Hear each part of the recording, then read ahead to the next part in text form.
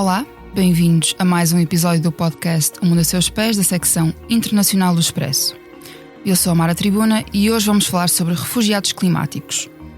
É uma emergência pouco noticiada, mas que já afeta milhões de pessoas todos os anos. Segundo a Organização Internacional para as Migrações, pelo menos 218 milhões de deslocamentos internos foram causados por fenómenos meteorológicos extremos na última década, neste caso entre 2014 e 2024.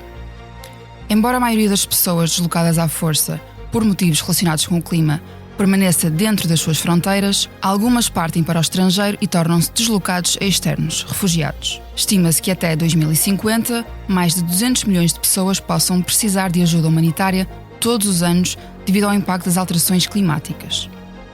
Para nos falar sobre este assunto, temos connosco hoje Cláudia Gouveia dos Santos, investigadora independente e especialista em alterações climáticas, migrações e desastres, cujo trabalho se tem centrado sobretudo na Guiné-Bissau, e também Marta Caria, responsável de comunicação e relações externas da Portugal com a Acnur, a Fundação Parceira Nacional da Agência das Nações Unidas para os Refugiados. Olá, Cláudia e Marta, mas à distância, obrigada por terem aceitado o nosso convite. Olá, muito bom dia. Obrigada pelo convite, Mara. Olá, Marta. É de facto um prazer estar aqui para conversar sobre este tema tão importante, tão relevante nos dias de hoje. Olá, Mara e Cláudia. Obrigada por este convite. A edição técnica deste episódio é de João Luís Amorim. Olá, sou Tony Gonçalves. Sou português, vivo nos Estados Unidos desde os 4 anos e tenho um podcast, The Heart and Hustle of Portugal. Converso com quem está a levar Portugal mais longe, empreendedores, artistas, sonhadores. É o primeiro podcast em inglês do Expresso feito com paixão nacional.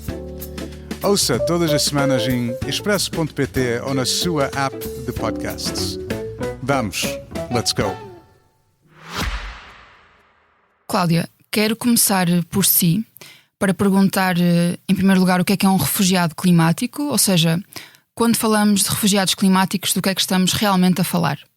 Bom, de uma forma muito superficial e eu até diria simplista, poderíamos definir um refugiado climático como alguém que atravessa uma fronteira devido às alterações climáticas causadas pelo homem, por causas antropogénicas, em busca de asilo noutro país. No entanto, a relação entre clima e migração é tudo menos simplista e por diversas razões. Eu diria que nas últimas 2 décadas, muitos cientistas que trabalham esta temática perceberam que estabelecer uma relação causal entre clima e migração era, de certa forma, erróneo. Durante muito tempo projetaram-se de facto números e especulou-se muito sobre o êxito de populações devido a questões ambientais e climáticas que acabaram por não se traduzir na realidade.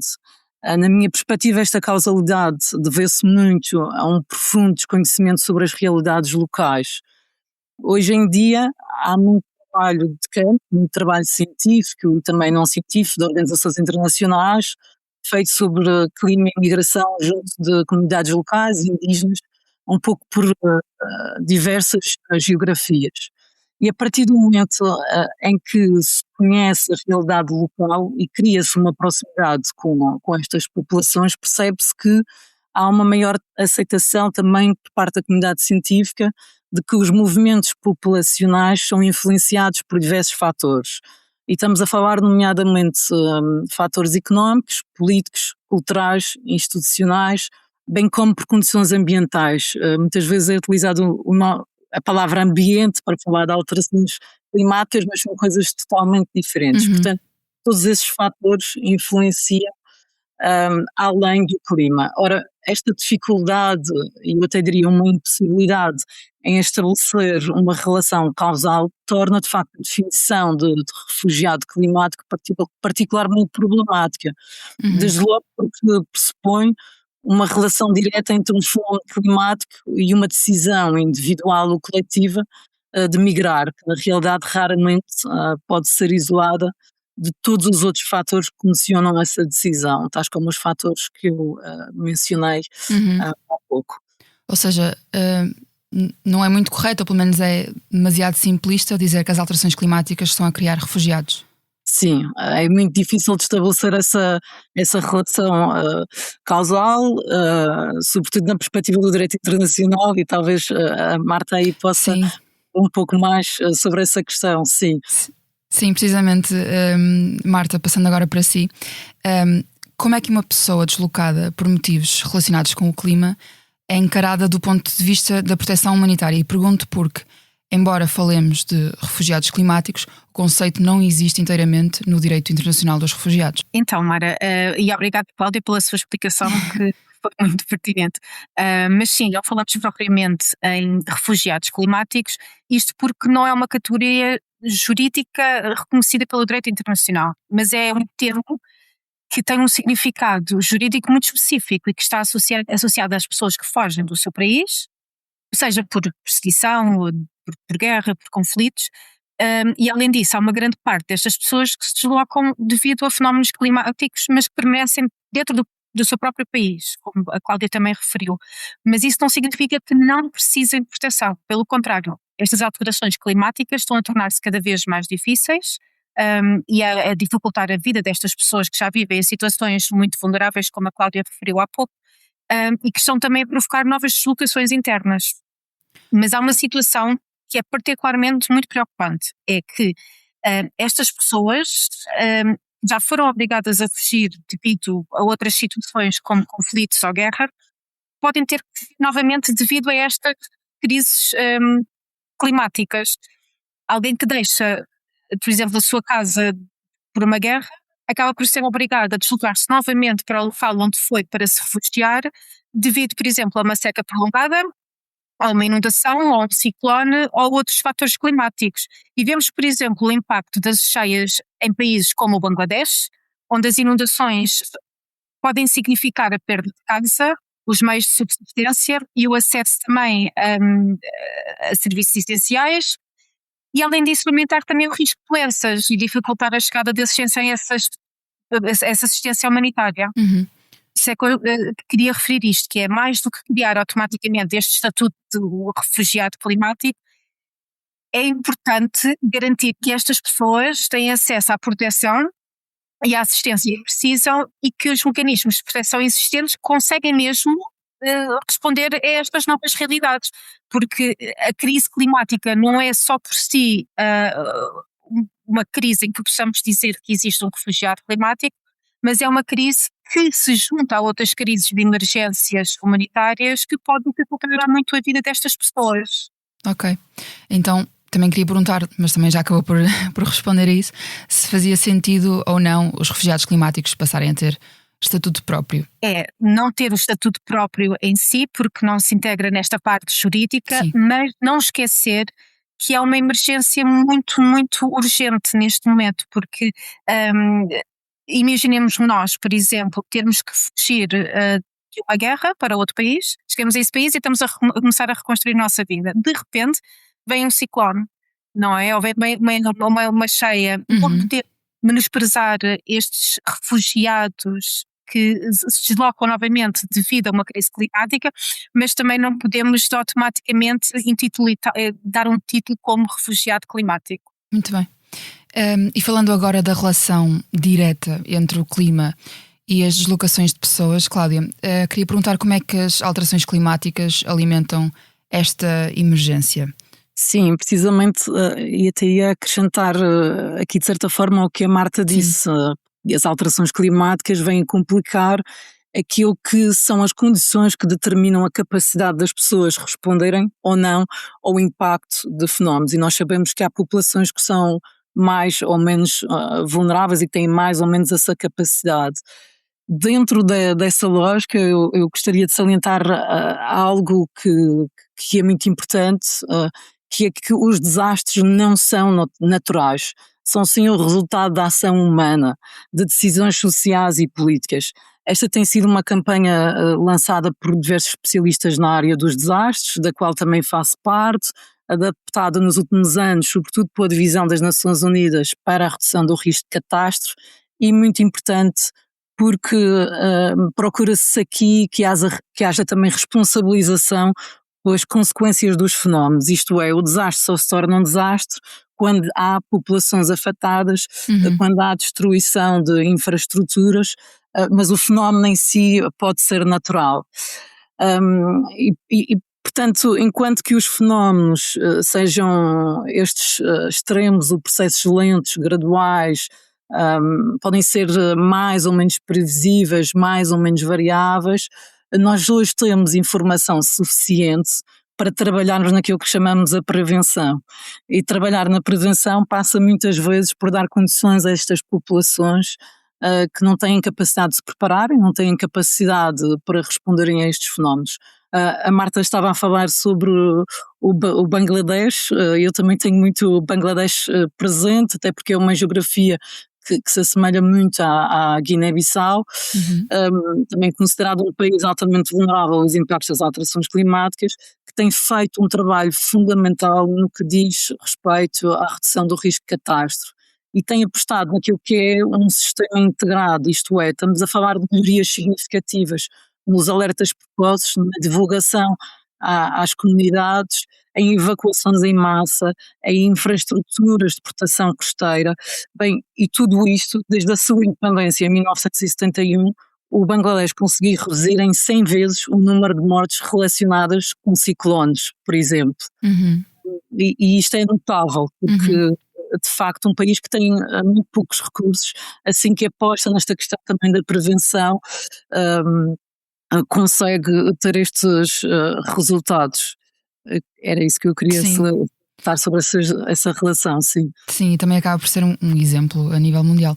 Mas eu queria perguntar também, se estamos a falar sobretudo de acontecimentos extremos, por exemplo, incêndios, cheias, chuvas torrenciais, ou processos mais lentos, como por exemplo a subida da água do mar, a seca, a desertificação, ou é um bocadinho de tudo. Sim, obviamente que os processos graduais, eu observo no trabalho de campo que faço na Guiné-Bissau ambos os casos, não é? Tu dizes que temos uma época das chuvas que desloca pessoas muitas vezes internamente, encontro famílias que durante a época das chuvas saem das suas próprias casas e voltam durante a época da seca, quando é possível voltar a habitá-las. Há esta quase deslocação um pouco até planeada pelas próprias famílias. Eu diria que o caso da subida do nível médio da água do mar, estamos a falar de um processo lento, mas também que em todas as zonas costeiras da África Ocidental, e falo dessa região porque trabalho mais aí, é visível os impactos, tanto em património, tanto nas infraestruturas, tanto nas habitações, na agricultura. Isso é muito visível, por exemplo, na Guiné-Bissau, e como é que esses processos lentos já afetam as populações locais, sim. E Marta, de que forma é que esta crise se acumula em regiões já de si sensíveis e já de si afetadas por outras guerras, conflitos e violência? Sim, quando as alterações climáticas atingem estas regiões que já vivem situações de conflito e de violência, podem agravar uma realidade que já é muito difícil. Quem já foi obrigado a fugir pode voltar a perder a sua casa, ou seja, os seus bens, os seus meios de subsistência, conseguiu reconstruir. E como a Cláudia falou há pouco, realmente algumas regiões que infelizmente são impactadas por estas crises, temos, por exemplo, o exemplo de Moçambique. Em Cabo Delgado, por exemplo, muitas das pessoas que já tinham sido obrigadas a fugir devido à violência e à insegurança, e em 2004 e o ano passado, em 2025, também houve vários ciclones que deixaram centenas de milhares de pessoas sem abrigo. E no final do ano passado, que foi cerca de 144 mil pessoas, continuavam deslocadas e enfrentando também uma nova emergência quando ainda estavam a tentar reconstruir a sua vida da crise anterior. E é importante dizer que isto é uma emergência que é em cima de outra emergência. É quase como colocar um tijolo em cima de um tijolo, se nós conseguimos aqui imaginar, sem uma estrutura. Conforme vamos colocando um tijolo em cima de um tijolo, em cima de outro tijolo, chega a um ponto em que já não há uma estrutura que aguente e ele cai.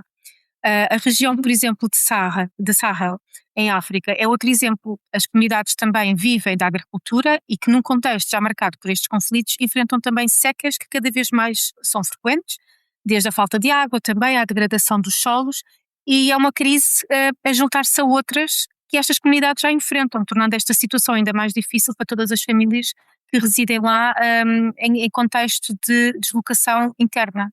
Principalmente quando eu digo interna, também porque quando se fala em problemas climáticos, em crises climáticas, muitas vezes estas deslocações são internas e não são externas. E tudo isto acaba por ter consequências também em cadeia. Por exemplo, as pessoas começam a ter cada vez mais insegurança alimentar, mais problemas de saúde, o impacto da educação também, e quando os recursos começam a ser mais escassos, existe também mais tensão entre as comunidades, ou seja, muitos destes conflitos também acabam por se agravar devido a esta tensão de falta de recursos e de falta de estabilidade económica e alimentar. E é por isso que quem está nesta situação vulnerável fica sempre ainda mais exposto.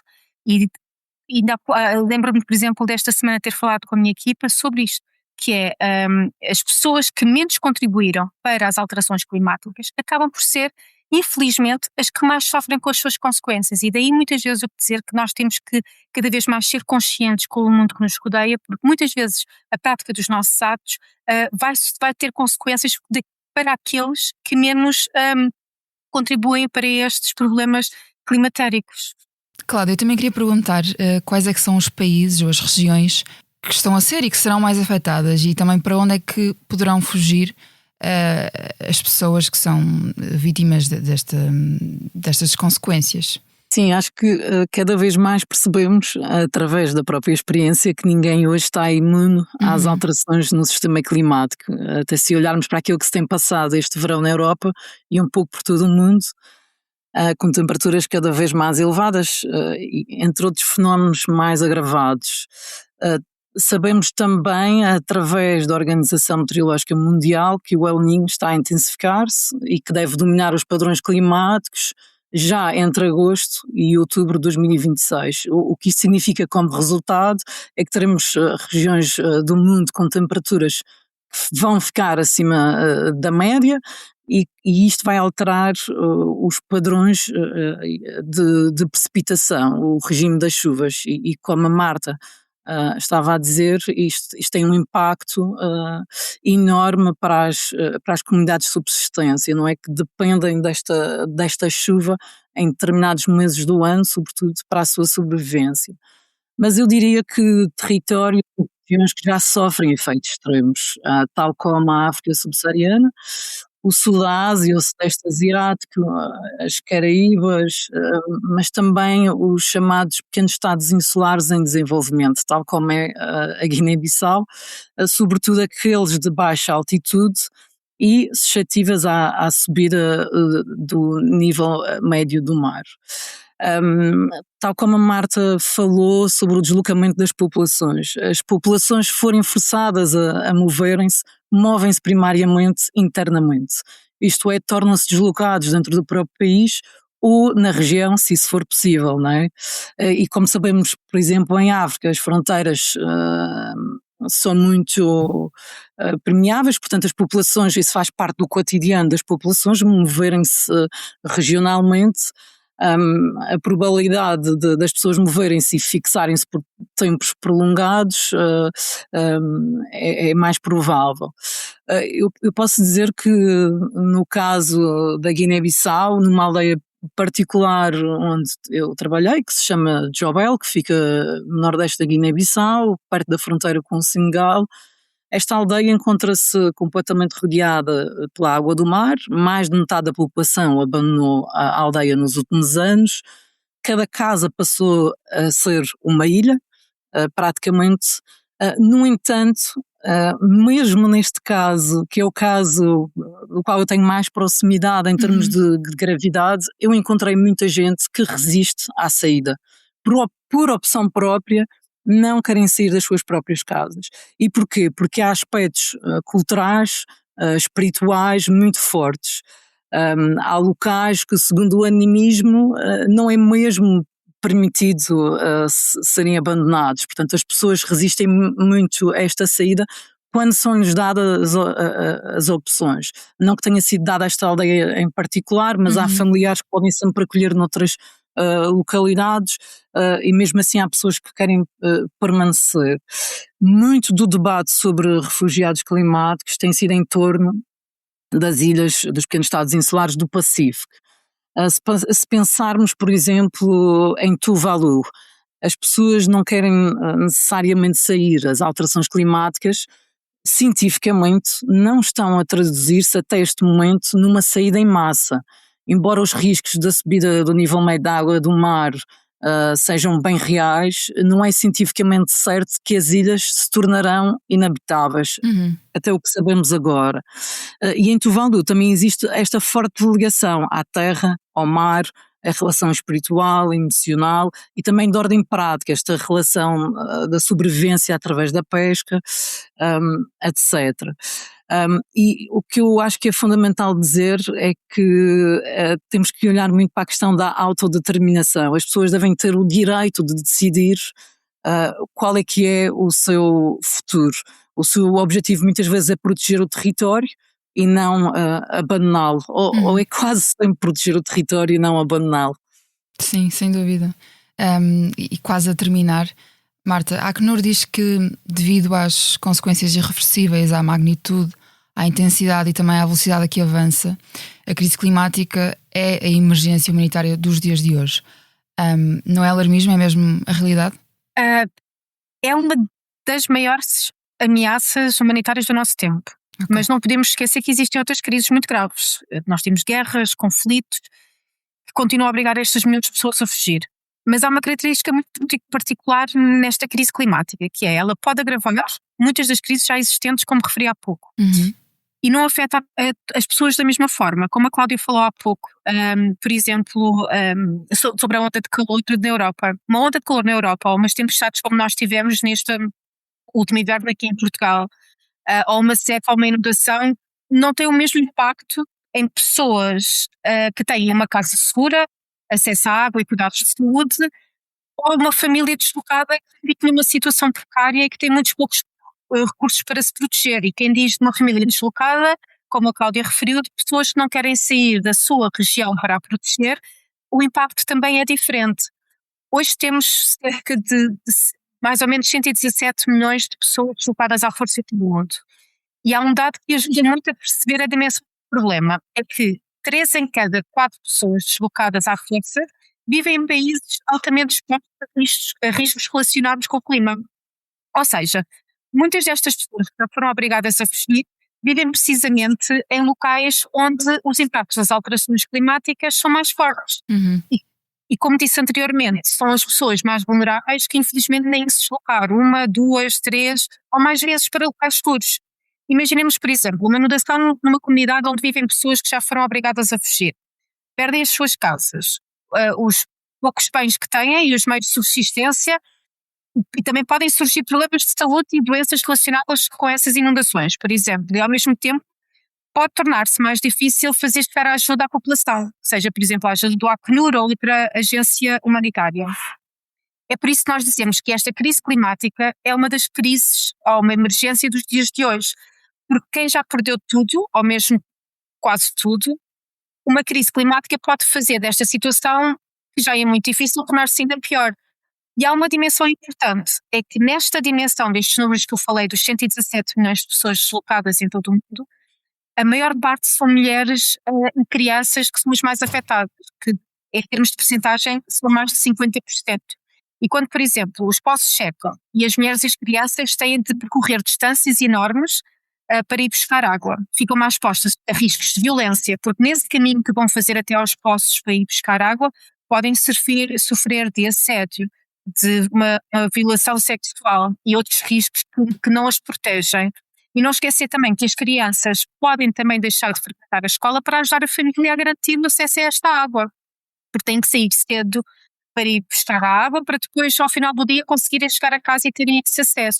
E perceber que é um problema que não é apenas um. Estas pessoas são muito vulneráveis. Sim, e por último, quero fazer a mesma pergunta a ambas. Vou começar agora pela Marta, para invertermos a ordem inicial. Estamos perante uma crise que vai crescer cada vez mais nas próximas décadas? Sim. os riscos humanitários associados a estas alterações devem aumentar nas próximas décadas, isso é certo, sobretudo para estas populações. Mas há uma mensagem importante, é que podemos reduzir os riscos para proteger melhor estas pessoas. E isto também é o papel do Acnur, que trabalha nesta prevenção na adaptação, ajudando estas pessoas deslocadas e também as próprias comunidades que acolhem essas pessoas a prepararem-se melhor e a estas estarem mais protegidos perante estes riscos e esta crise que cresce de ano para ano. Na prática, isto passa como é que isto passa? Por exemplo, construir abrigos mais resistentes a fenómenos extremos, tanto às chuvas como com o calor. Melhorar o acesso à água, como referi há pouco, através de poços mais próximos das comunidades. Disponibilizar a energia solar, que também é muito importante e que nós temos em alguns campos de refugiados. Apoiar uma agricultura mais adaptada também ao clima e recuperar os solos e florestas, como replantar novas árvores em sítios que sofrem de florestação. E a água também é um bom exemplo, não é? Que é ter um acesso mais próximo e seguro à água significa também as melhores condições de saúde e saneamento e apoio à agricultura em menos deslocações longas também, reduzindo também a exposição a riscos e violência. E também é por isso que é importante dizer que a ação climática e a ação humanitária não podem ser pensadas separadamente, porque o trabalho humanitário é essencial para proteger quem está mais exposto, mas a resposta à crise climática também é uma responsabilidade de todos. Precisamos de cuidar melhor do nosso planeta, de reduzir as causas das alterações climáticas, sempre que possível, através dos governos e através de novas iniciativas, ao mesmo tempo que protegemos também quem já está a sofrer estas consequências e de conseguir aqui apoiar estas comunidades.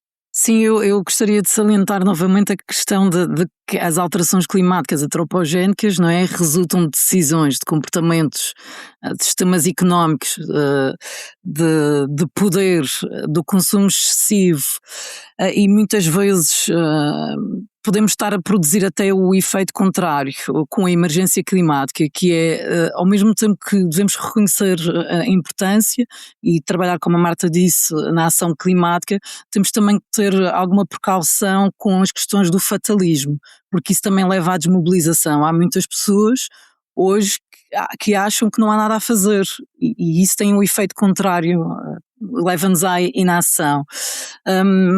Então, reconhecer também o perigo das narrativas simplistas e como é que isso pode complicar a vida das próprias pessoas. As alterações climáticas, ou o termo alterações climáticas, é muitas vezes utilizado para exacerbar políticas de securitização. O que é que isto significa?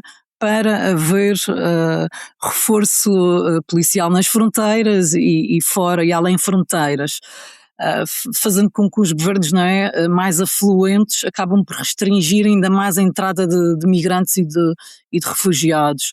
E só para terminar, a meu ver, a grande crise com que nos paramos é uma crise de valores humanos, uma crise de desconexão nas nossas relações interpessoais e também com a natureza.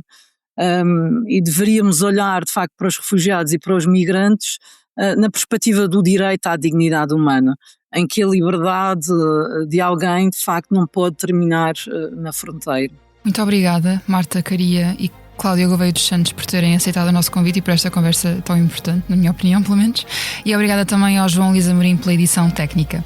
Na próxima semana, o Mundo a Seus Pés regressa com outros protagonistas e assuntos. Até lá!